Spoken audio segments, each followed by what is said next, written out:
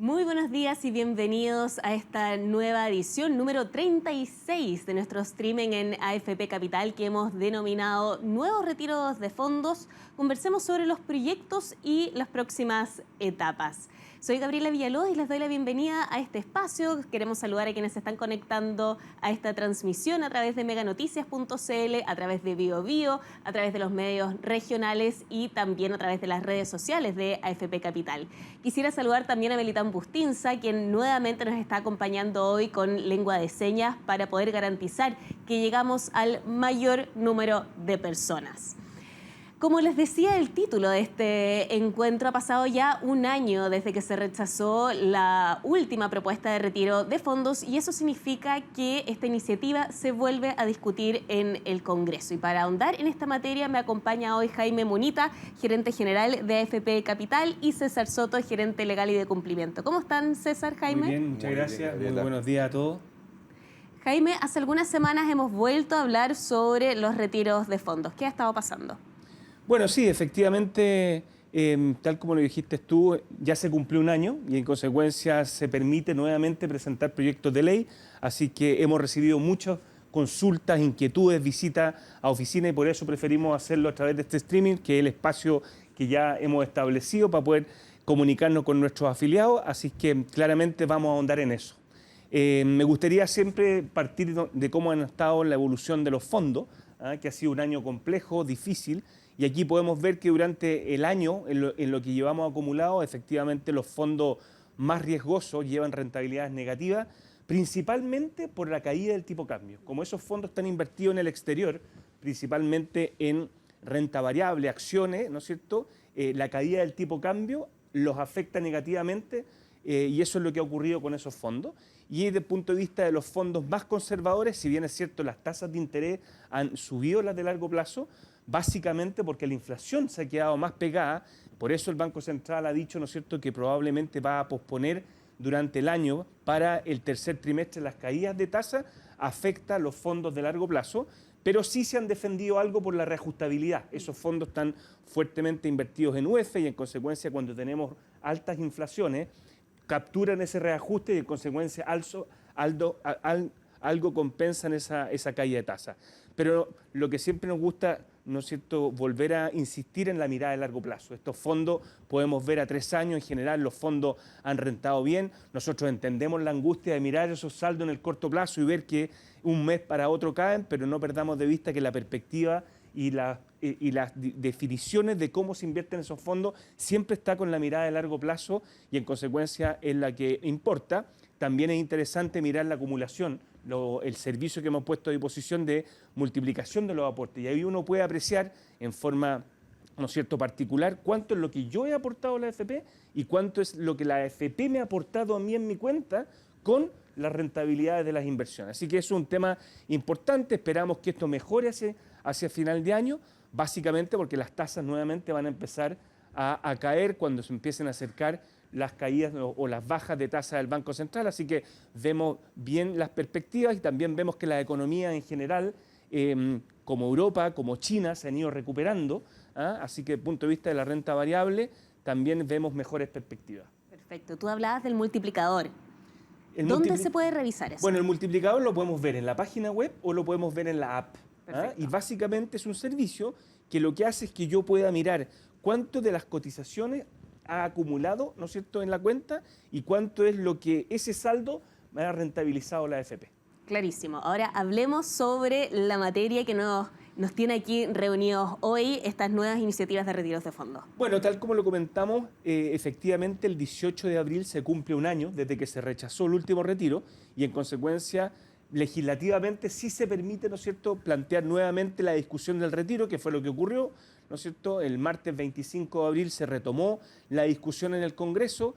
Esto no está aprobado, esto está iniciando un proceso de aprobación y en consecuencia a los que de alguna manera no han manifestado sus preguntas, sus inquietudes, César va a ahondar un poco más en los plazos, en los tiempos, de qué es lo que significa esto. Sí, bueno, de todas maneras las AFPs han sido muy activas concretando ciertas políticas públicas, ¿no? Han tenido que trabajar en lo que fueron los otros retiros de fondos, han tenido que trabajar también en lo que ha sido procesar la PGU. ¿Cómo ha sido todo ese trabajo? Bueno, efectivamente ha sido un trabajo intenso. Nosotros, como podemos ver, hemos pagado más de 112.000 pensiones de alimentos con 123.000 millones, llegando casi a un 100%. Tal como lo planteabas tú, nosotros procesamos la PGU y entregamos después de procesar la PGU una nómina para que la pague el Estado. Y nosotros cuando hablamos de procesar significa nosotros tomamos esos saldos, descontamos los salud, descontamos eventuales cuotas de créditos que pudieran tener y todos los descuentos que legalmente las AFP requieren hacer y entregamos entonces esa nómina para que el IPS la pague. Aquí podemos ver más de 110.000, ¿no es cierto?, pagos que han recibido afiliados nuestros, tanto mujeres como hombres, y efectivamente ha sido intenso, hemos tenido que desarrollar los sistemas para poder soportar esta masividad, tanto en la pensión de alimentos como en la PGU, así que los equipos de operaciones y tecnología claramente han estado fuertemente desafiados. Sí, bueno, Jaime, tú mencionabas lo que ha sido este trabajo, ha sido también intenso el trabajo con los otros retiros y ahí aprendimos que en realidad es un proceso bastante largo, ¿no? César, ¿en qué etapas consta esto? Sí, mira, yo creo que es importante al comienzo quizás dar algo de contexto para entender que hablamos de un sexto retiro porque hemos tenido una historia de 5 retiros ya, esos 5 retiros, el primero por allá por abril 2020, ¿no? Partió y terminó, ¿cierto?, a fines de ese año, es decir, tomó como 4 meses el primer retiro, de esos 4 meses trámite legislativo, más o menos 2, para que tengamos una idea de cuánto demora. Luego tuvimos un segundo retiro que fue iniciativa del Ejecutivo, ¿no? Un tercer retiro, también iniciativa, ya ahora nuevamente del Parlamento. Cuarto retiro, ya post elecciones del 2021, rechazado. Quinto retiro rechazado, que es lo que recordamos que nos dio esta fecha, ¿no? 18 de abril, entre el 15 y el 18 de abril fueron las discusiones, el 18 de abril nos da el año para poder volver a discutir esto. Así que en eso estamos, es el contexto. No hay que olvidar que todos, entre 1 mes y medio y 2 meses de tramitación legislativa, vamos a explicar al final más o menos cuáles son los pasos para que lo podamos ir siguiendo y mirando. Ahora, cuando miramos en detalle cada uno de los proyectos, lo que vemos son motivaciones más o menos similares, que son problemas económicos motivados por la pandemia, la guerra, pero principalmente problemas económicos, que son lo que motivan. Los plazos, podemos ver que hay plazos que van desde el típico año, todos los retiros que hemos tenido máximo 1 año, hasta algunas propuestas legislativas que es un poco más de 2 años. En cuanto a los montos, tenemos desde 1 millón de pesos, que yo te diría que es el más bajo hoy día, hasta aquellos que buscan el retiro total de los fondos de pensiones existentes en las cuentas de cotizaciones obligatorias. Es decir, este es el abanico dentro del cual se mueven estos 6 proyectos hoy, ¿no? Sí, efectivamente. Bueno, y podemos ver también que la mayoría tienen como eje lo que es la situación económica actual, pero pensando en lo que son estas políticas públicas, ¿cuál es el efecto que tienen? ¿Van realmente a solucionar esa precaria situación económica, como se mencionan las iniciativas, Jaime? Bueno, una cosa que es una realidad, entendemos que la gente pueda necesitar, ¿no es cierto?, recursos en una situación económica compleja como la que estamos viviendo con alta inflación, pero esto tiene efectos profundos en la economía y eso no se nos puede olvidar. Esto genera niveles de inflación importantes, lo ha dicho el ministro Marcel, genera alzas de las tasas de interés porque al final los institucionales como la AFP tienen que salir a vender estos papeles y al haber mucha oferta sube el precio y eso significa que, ¿no es cierto?, al haber mucha oferta cae el precio y sube la tasa de interés. Entonces esto tiene efectos y después vemos que, como nos pasó, que empiezan a cortarse los créditos hipotecarios porque no hay, ¿no es cierto?, instrumentos de largo plazo, hay poco, ¿no es cierto?, demanda porque al final las AFP son un actor importante en términos de inversión y claramente esto es altamente inflacionario, lo cual finalmente termina afectándolo igual a las familias necesitadas porque le suben el precio de los alimentos. Entonces, como lo dije, independiente de las necesidades que las entendemos perfectamente, es importante estar muy consciente de los efectos que esto genera en la economía. Sí, efectivamente. Ahora, César, tú mencionabas que en realidad son 6 las iniciativas que se están recién empezando a discutir. Sí. ¿Cuáles son las etapas que vienen ahora? Sí, mira, importante también decir es que estas 6 pueden ser muchas más, ¿no? Hoy día, en la etapa en la que estamos, es en la etapa de primer trámite constitucional, comisión. Es decir, pueden todavía ingresar más proyectos a la discusión y muy probablemente, que es lo que ocurre cuando tienes más de un proyecto que trata un mismo tema, es refundir estos proyectos. Esa también es una labor legislativa importante y bien intensa en el primer trámite legislativo, pero de avanzar, lo que viene ahora es que debe salir de esta comisión que está revisando los proyectos de ley y es salir con un informe. Y este informe es la votación que la comisión hace en favor o en contra de la idea de legislar. Esto es súper importante, eso es lo que hace la comisión, aprobar o no la idea de legislar. Esto pasa al pleno de la Cámara de Diputados y Diputadas y el pleno vota en particular y en general. En general se revisa en general el proyecto que fundamenta, esta solicitud de un nuevo retiro y en particular es artículo por artículo. En general son proyectos breves, ¿no? Por eso la discusión es más o menos acotada si uno lo compara con otros proyectos de ley. Sin embargo, hay que revisar uno a uno y antes habría que fusionarlos. Si es que se aprueba en sala, sigue el trámite al segundo constitucional, que es el Senado en este caso, y si se rechaza, muere la tramitación desde el punto de vista legislativo y hay que volver a esperar un año para una nueva instancia y nueva iniciativa para poder volver a discutir. Llegada al Senado, tiene que pasar un trámite muy similar al de la Cámara de Diputados, pasar por comisión, la comisión lo ve en particular y general, luego pasa a la sala del Senado en pleno, en general y en particular, si se aprueba tal como viene de la Cámara de Origen, tiene que pasar nuevos trámites del Ejecutivo, que es promulgar, publicar para que entre en vigencia. Si es que se incluye alguna modificación en la Cámara Revisora, pasa a lo que se denomina un tercer trámite constitucional, que es una comisión mixta, que es formada por diputados y senadores ad hoc de las comisiones que revisaron, que revisan nuevamente este trámite. Tiene que salir un acuerdo de esa comisión mixta y ese acuerdo tiene que volver a ser aprobado por ambas cámaras en pleno, ya no en comisiones, para que éste se transforme en ley. Siempre también está a salvo para el Ejecutivo la revisión de constitucionalidad de estos proyectos. No nos olvidemos que el tercer proyecto pasó por el trámite de revisión de constitucionalidad, que hoy día lo ejerce el Tribunal Constitucional. Así que eso es más o menos, y si uno lo lleva a plazos, 2 meses, 1 mes y medio, rápido. Si es que se llegara a aprobar. Si es que se llegara a aprobar. Sí, efectivamente. Es un proceso bastante largo, como nos explicabas tú. Por eso nos parecía importante poder tener este streaming y poder transmitir esta información, porque ha llegado mucha pregunta, mucha inquietud. Esto obviamente moviliza a la gente y esperamos que con este streaming podamos resolver esas inquietudes. Sí, bueno, efectivamente han llegado muchas preguntas. Vamos a estar respondiendo aquí la mayoría, pero de todas maneras, si no les contestamos aquí, no se preocupen, porque representantes del área de servicios de AFP Capital se va a estar contactando con ustedes también para darles respuesta a todas las preguntas. Pasemos a revisar algunas, ¿les parece? Fernando Araya nos pregunta cuál es el monto del retiro y cuándo podría realizarse. Yo creo, César, acá sería bueno que tú explicaras esto. Sí, todavía no hay nada, como se explicó. Lo que tenemos son proyectos de leyes que son proyectos de reforma constitucional, en realidad. Y los montos van desde el $1.000.000 hasta el retiro total. Eso tiene que discutirse y aprobarse y pasar todos los trámites que recién explicamos para entender los montos y los plazos para explicarle también. Va a depender de cuánto se demore la tramitación. Estimamos, si vemos la experiencia, que debiera ser aproximadamente 2 meses desde que se inicie la discusión en comisión, que todavía no ha comenzado. Sí, efectivamente. Ahora, dentro de esos plazos, además, ¿qué pasa con el veto del presidente? ¿Puede pasar eso? Sí, al final el Ejecutivo tiene la opción de llevar la revisión del proyecto tal como sale del Poder Legislativo al Tribunal Constitucional, quien es el revisor de cualquier tema que tenga el Ejecutivo, para que lo revise el ente independiente, que el Tribunal Constitucional es el encargado de revisar, ¿no?, estas opciones.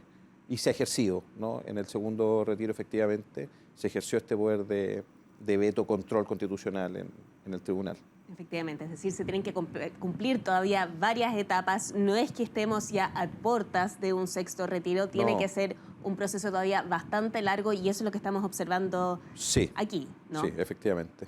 Ahora, Jaime, nos preguntan también muchísimo dónde se puede revisar cuánto sería el saldo en la cuenta de hacerse efectivo esta política. Bueno, tal como lo informamos en los retiros anteriores, los saldos pueden ser revisados tanto en la página web como en la app de AFP Capital. Ahí, ingresando con su clave, si no tiene la clave, hay un sistema para poder actualizarla y se la envía, ¿no es cierto?, ya sea por mail o por teléfono, y ahí poder acceder, ¿no es cierto?, a través de la página a poder revisar su saldo. Perfecto. Ahora, los otros retiros también han tenido un impacto significativo en los saldos en las cuentas también, y bueno, es lo que han dicho autoridades. Efectivamente, los otros retiros han dejado muchas personas sin saldo. El superintendente lo decía estos días, que si se aprobara el retiro podrían haber 5 millones de personas que queden con saldo cero en sus cuentas. Así que claramente esto desde el punto de vista previsional es un deterioro importante. Sí. Bueno, Jaime, tú lo mencionabas al principio de este streaming. No solamente hablamos aquí de los retiros de los fondos, tenemos que hablar también del contexto para las inversiones. Y aquí Gloria Brito nos pregunta cómo se comportaron los ahorros durante el 2022. Bueno, los ahorros durante el 2022 de los fondos conservadores se comportaron excepcionalmente bien. Recordemos que el fondo E rentó un 22%.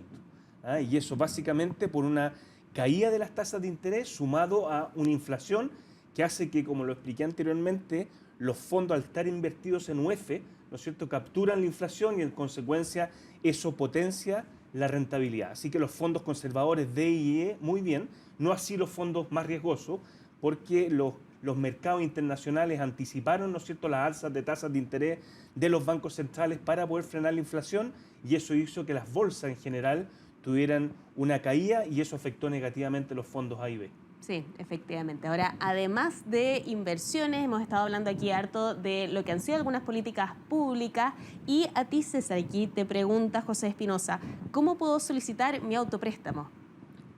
Sí, el autopréstamo es una figura distinta, pero es parecida a los retiros, pero que tampoco está aprobada, ¿no? Es una figura que viene en el proyecto de reforma de pensiones. El proyecto de reforma de pensiones sigue en primer trámite constitucional. Es un proyecto que no tiene la rapidez de revisión que el proyecto de retiro.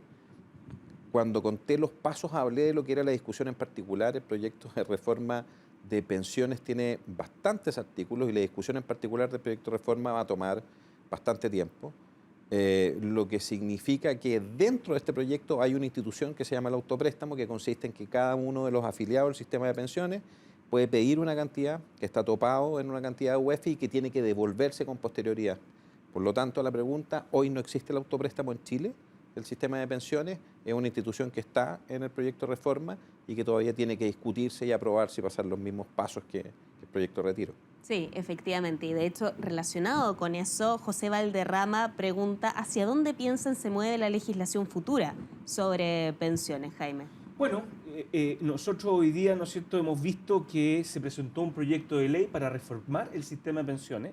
Ese proyecto de ley está hoy día en la Comisión de Trabajo de la Cámara de Diputados, específicamente en la Mesa Técnica de Pensiones, discutiendo de un punto de vista técnico ese proyecto. Así que estamos a la expectativa de cómo va a ir evolucionando, ¿no es cierto?, el proyecto en general y las indicaciones que se le agreguen. Sí, efectivamente. Ahora, sobre de nuevo estas iniciativas de un sexto retiro, María Quesada nos pregunta, ¿los que tienen renta vitalicia podrán hacer un retiro, César? Lo que hemos leído, estos 6 proyectos, ninguno habla de rentas vitalicias para retiro.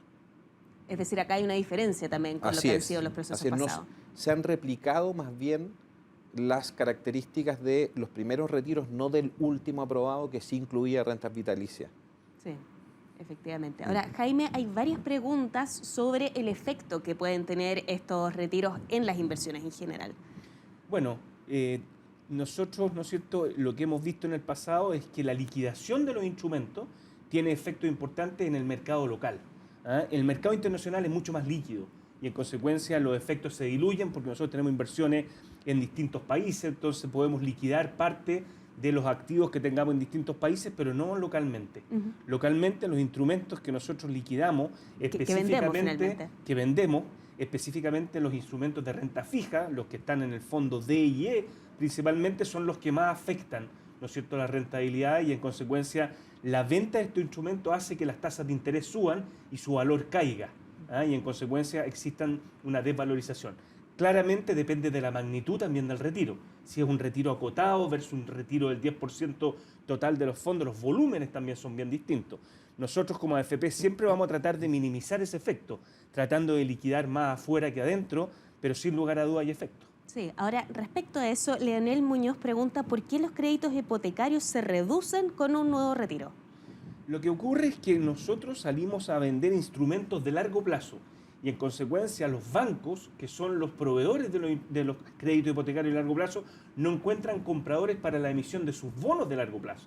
Recordemos que el banco es un intermediario que emite un bono, ¿no es cierto?, en el mercado donde los inversionistas institucionales son los compradores de ese bono y con esa plata puede prestar un crédito hipotecario. Si los inversionistas institucionales, que son los compradores de esos bonos, no están, porque estamos vendiendo nosotros también, ¿no es cierto?, los bancos empiezan a quedarse sin liquidez de largo plazo y en consecuencia empiezan a restringir los créditos hipotecarios. Claro, ahí queda clarísimo esa idea. César, nos preguntan también cuándo va a votar el Congreso estas 6 iniciativas.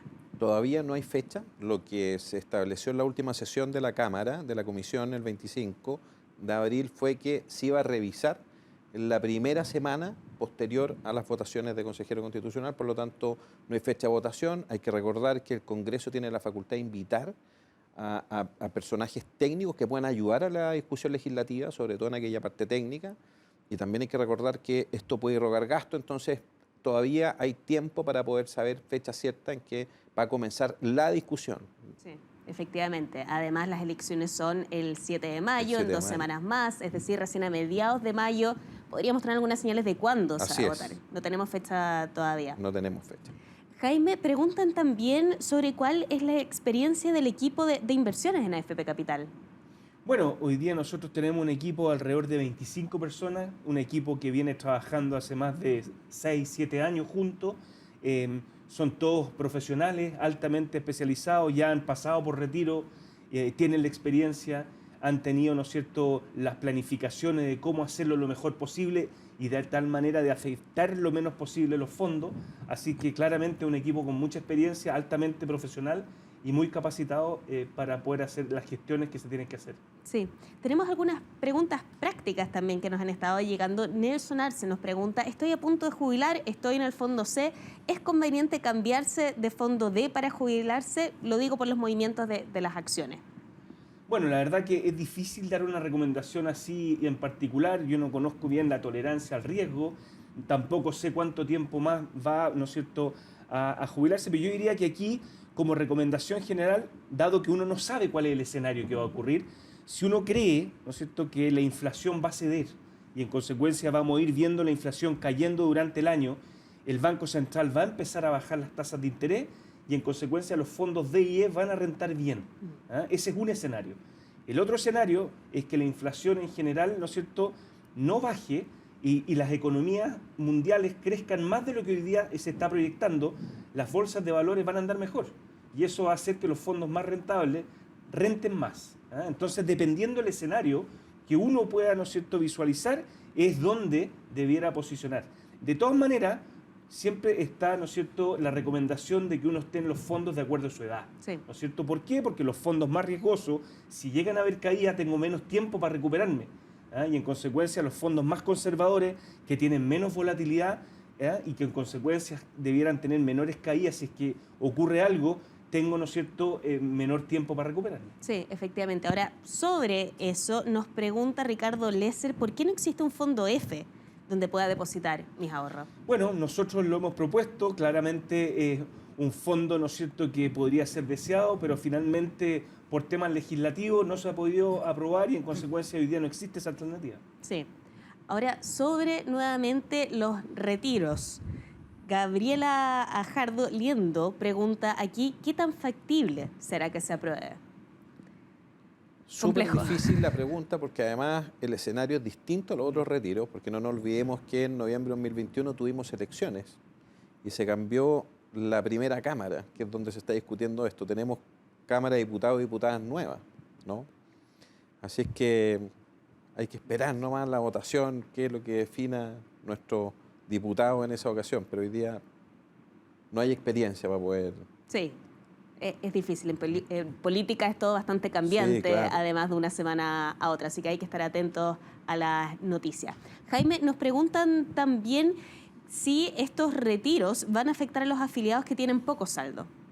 Bueno, claramente esto hace que los afiliados que retiren esos pocos saldos van a quedar saldo con menos saldo o con saldo eventualmente cero. Entonces, claramente esto lo que hace es deteriorar las cuentas individuales haciendo uso de recursos que son para la previsión, para el corto plazo. Sí, y acá hay una pregunta también bien interesante. Roberto Osorio la está haciendo. En el caso de aprobarse un sexto retiro, ¿hacia cuál fondo debemos mover nuestros ahorros?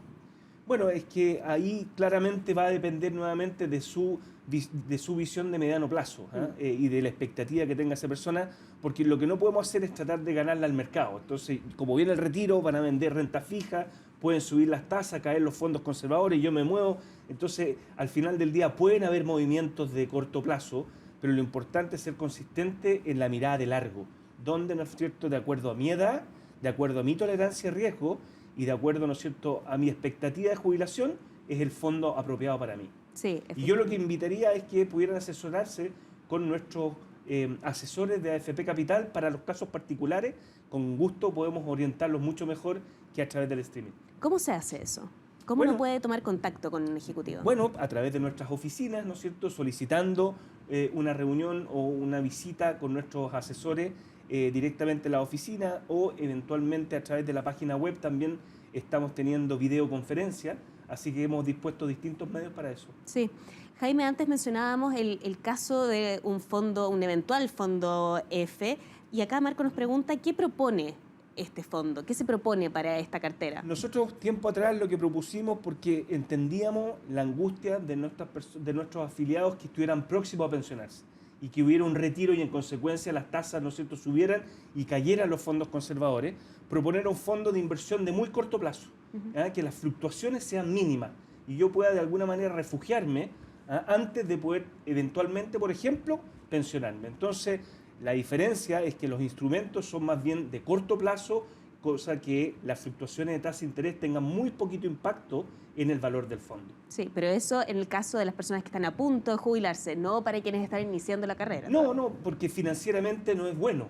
Por eso financieramente uno tiene que tomar más riesgo en horizontes de largo plazo, porque siempre van a haber vaivenes en el mercado. Los fondos están expuestos, ¿no es cierto?, a distintas noticias y a distintas volatilidades, y en consecuencia, cuando yo soy joven, claramente el tomar riesgo paga, como se dice. ¿Por qué? Porque claramente el tomar riesgo, la relación riesgo-retorno siempre es mejor. Sí. No así para las personas mayores, porque obviamente tienen poco tiempo más para volver a recuperarse en caso de que los fondos caigan. Sí, efectivamente. Tenemos otra pregunta sobre otra política pública. Ricardo Fuenzalía pregunta, ¿la PGU seguirá entregándose pese al rechazo a la reforma tributaria?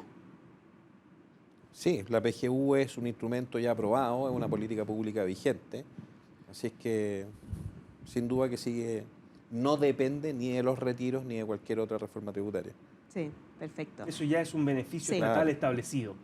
Y independiente de los proyectos, eso, como dice César, se va a seguir pagando en el tiempo a las personas beneficiadas. Sí, efectivamente. Ahora yo creo que también sería bueno recordar en qué está otra gran política pública, la propuesta de la reforma previsional. ¿Dónde está en este minuto la discusión de eso? Bueno, la propuesta está hoy día en la Comisión de Trabajo de la Cámara de Diputados, específicamente en la Mesa Técnica de Pensiones. Ahí hay una comisión que está, ¿no es cierto?, discutiendo técnicamente la reforma, recibiendo indicaciones, ¿no es cierto?, para poder ajustarla, y claramente eso tiene todavía un largo recorrido para poder avanzar en su trámite legislativo. Sí, efectivamente. Bueno, estuvimos conversando sobre eso también en los encuentros pasados, así que les recomendamos también que los revisen nuevamente. Un grupo de alumnos de Administración de Empresas del Campus Villarrica de Duoc UC nos está mandando una pregunta. Si tuvieran que elegir uno de los proyectos, ¿cuál consideran que afecta menos a la economía en general y a los fondos? Aquí, César. Bueno, yo creo, o sea, Jaime ya contestó esta pregunta, ninguno es bueno en general, ¿no? O sea, los fondos de pensiones están estructurados para acumular dinero para la etapa de vejez, por lo tanto, todos son absolutamente contracíclicos, y no nos olvidemos que está prohibido por ley retirar fondos de pensiones. Y lo que ha pasado con estos retiros de alguna forma es que a través de una reforma constitucional se ha permitido, lo dicen desde el primero hasta el sexto, extraordinariamente y de manera excepcional retirar fondos para no afectar la vejez. Sin embargo, si probablemente sigue repitiéndose esta política pública, va a tener efectos negativos, así que es difícil elegir uno, ¿no?, cuando hay un fundamento de política pública contrario a lo que buscan los fondos de pensión. Sí, claramente los retiros acotados tienen menor efecto que el retiro completo. Hoy día, si nosotros pensamos, los fondos de pensiones manejan 200.000 millones de dólares. Si todo el mundo tuviera la capacidad de retirar y tuviéramos, ¿no es cierto?, todo ese 10%, estamos hablando de 20.000 millones de dólares, para hablar de números gruesos. Si nosotros acotamos, por ejemplo, un retiro solo a 1 millón máximo, el volumen baja considerablemente y el efecto es menor en la economía. Sí. Entonces, claramente los proyectos que acoten el valor del retiro son los que menos efecto van a tener respecto a los 10% totales. Sí, ahora, como decía César, también todos los proyectos finalmente tienen efecto. Tienen un impacto, exacto. Absolutamente. Y aquí Enrique Pino nos pregunta, si se retira el 100% de los fondos, ¿cómo se pagarían las futuras pensiones? Jaime. Bueno, probablemente, y aquí estamos haciendo ciencia ficción, porque obviamente eso va a depender del futuro y las leyes que se puedan aprobar. Eventualmente el Estado tendría que hacerse cargo, entonces podrían ocurrir muchas cosas. Pero claramente eso es un gran problema para el futuro. Sí, efectivamente. Acá hay una pregunta práctica. Tengo 60 años, ¿en qué fondo debería estar? Y es momento de cambiarme de fondo, Jaime. Bueno, las personas que tienen 60 años debieran estar en fondos más conservadores. Estamos hablando de fondos D y E, por lo que explicaba antes, por en general la menor volatilidad que tienen esos fondos frente a los impactos del mercado. Ahora, es difícil recomendar nuevamente a una persona en particular porque no conozco su horizonte de jubilación, no conozco la tolerancia al riesgo, cuánto esa persona soporta, ¿no es cierto?, esas volatilidades, y por lo mismo creemos que lo mejor es poder acercarse a AFP Capital para poder asesorarlo en forma particular. Sí, bueno, y sobre eso hay una persona que ya está pensionada en otra AFP y pregunta si puede realizar inversiones en AFP Capital como un ahorro. Sí, efectivamente, esa persona puede traspasarse a AFP Capital, puede abrir una cuenta de APB, puede abrir una cuenta 2 para poder hacer los ahorros. Recordemos que las cuentas 2 son cuentas espejo de los multifondos, invierten exactamente lo mismo, pero es una cuenta que está separada y en consecuencia se beneficia, ¿no es cierto?, en el mediano o largo plazo de las mismas rentabilidades que se benefician los multifondos. Sí. Hay una pregunta que se repite muchísimo en nuestros encuentros aquí en estos streaming de AFP Capital y que es siempre cómo revisar los ahorros, cuánto se ha acumulado. ¿Cómo se puede hacer? Bueno, ingresando a nuestra página web, ingresando a la página de app, ¿no es cierto?, de AFP Capital. Si no tiene clave, se solicita ahí y la clave es enviada y ahí puede entrar directamente a la cuenta de la persona a revisar sus saldos. Perfecto, y ahí también pueden tener acceso al multiplicador, ¿no? Efectivamente, ahí también pueden mirar no solamente su saldo, su cartola, sino también el multiplicador. La diferencia entre uno y otro, la cartola me está mostrando el momento estático, hoy o el mes pasado. El multiplicador me muestra todo el acumulado durante el tiempo que yo he estado en el sistema, de cuánto es lo que he aportado yo y cuánto es lo que ha aportado la AFP. Sí, ahora, la totalidad del saldo, y creo que es bueno repetirlo también, es de los mismos afiliados. Estos son dineros que son de los cotizantes para una futura pensión.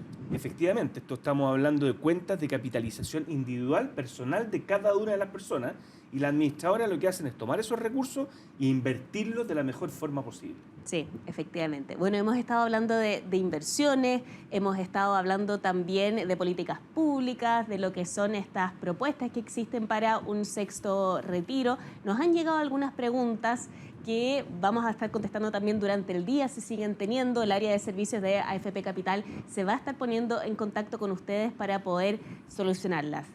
De todas maneras, Jaime, quisiera pedirte a ti alguna reflexión sobre las distintas ideas que hemos estado compartiendo aquí en este streaming. Bueno, lo primero, ¿no es cierto?, efectivamente sabemos que hay inquietud respecto a la evolución de las inversiones, no perder de vista el horizonte de largo plazo. Siempre vamos a estar expuestos en el corto plazo a vaivenes del mercado.